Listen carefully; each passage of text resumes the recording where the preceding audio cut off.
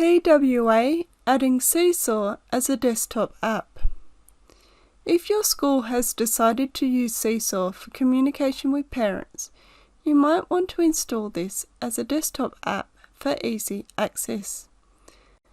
Open up Edge and navigate to Seesaw and log in. From here in Edge, select the three dots, go to App and install this site as an app.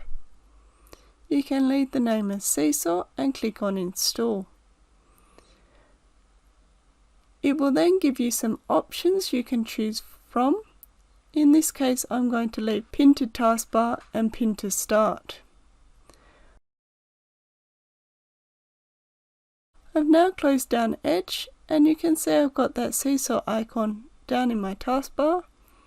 And when I click on that, it opens up Seesaw for me straight away, and I can navigate and go in and do what I need to do as a teacher without having to log in each time.